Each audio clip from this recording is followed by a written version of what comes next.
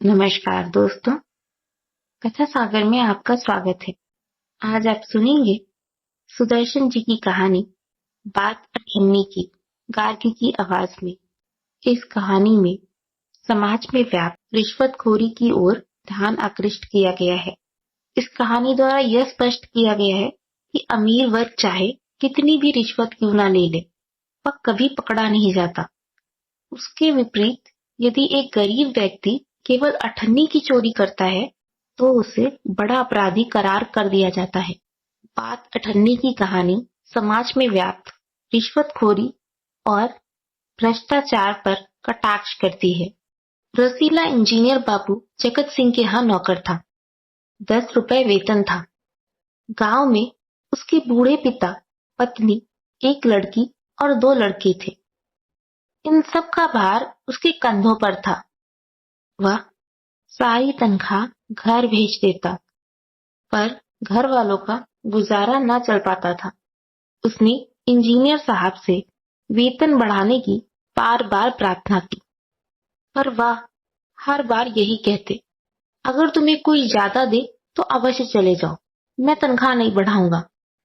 वह सोचता, यहाँ इतने सालों से हूँ, अमीर लोग नौकरों पर विश्वास नहीं करते, पर मुझ पर यहाँ कभी किसी ने संदेह नहीं किया। यहाँ से जाऊं तो शायद कोई 11-12 दे दे, पर ऐसा आदर ना मिलेगा। जिला मजिस्ट्रेट शेख सलीमुद्दीन इंजीनियर बाबू के पड़ोस में रहते थे। उनके चौकीदार मियां रमजान और रसीला में बहुत मैत्री थी। दोनों घंटों साथ बैठते, बातें करते। शेख साहब फलों के शौकीन थे। रमजान रसीला को फल देता। इंजीनियर साहब को मिठाई का शौक था। रसीला रमजान को मिठाई देता। एक दिन रमजान ने रसीला को उदास देखकर कारण पूछा। पहले तो रसीला छिपाता रहा, फिर रमजान ने कहा, कोई बात नहीं है तो खाओ सौगंध।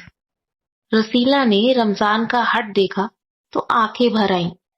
बोला, घर से खत आया है, बच्चे बीमार हैं और रुपया नहीं है, तो मालिक से पेशी मांग लो।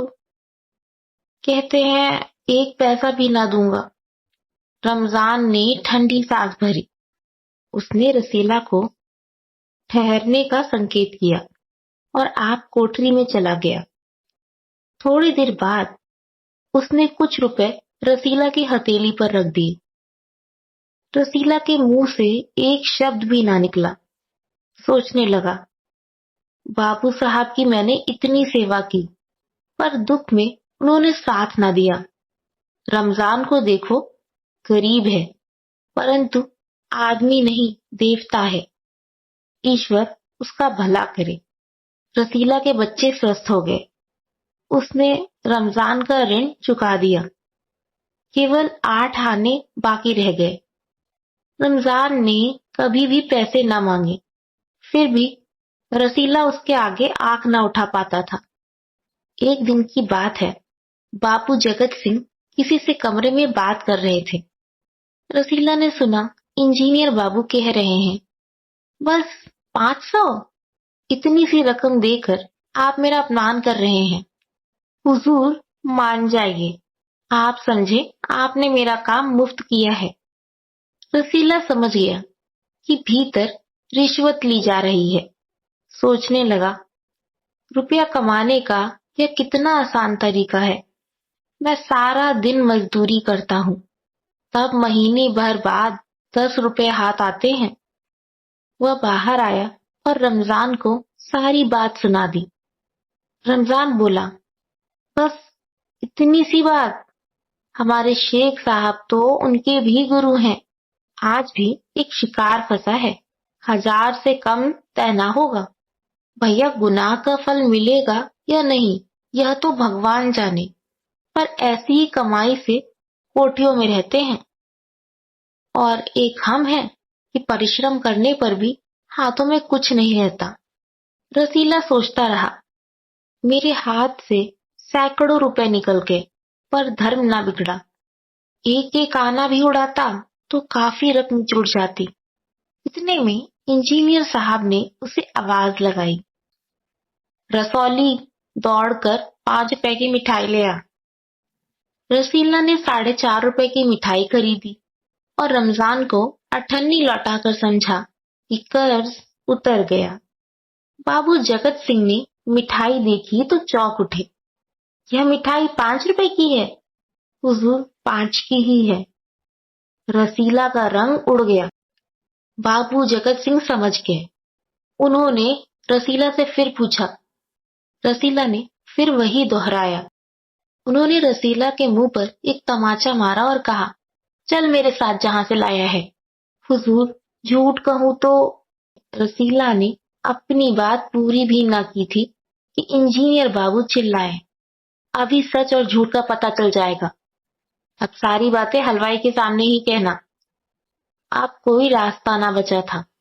वह बोला, माई बाप, गलती हो गई, इस बार माफ कर दें। इंजीनियर साहब की आंखों से आग बरसने लगी। उन्होंने निर्दयता से रसीला को खूब पीटा, फिर घसीटते हुए पुलिस थाने ले गए। सिपाही के हाथ में 5 का नोट रखते हुए बोले, मनवा लेना, लातों के भूत बातों से नहीं मानते। दूसरे दिन मुकदमा शेख सलीमुद्दीन की कचहरी में पेश हुआ। रसीला ने तुरंत अपना अपराध स्वीकार कर लिया। उसने कोई कहानी नहीं बनाई। चाहता तो कह सकता था कि यह साजिश है, मैं नौकरी नहीं करना चाहता, इसलिए हलवाई से मिलकर मुझे फंसा रहे हैं। पर एक और अपराध करने का साहस वह नहीं जुटा पाया।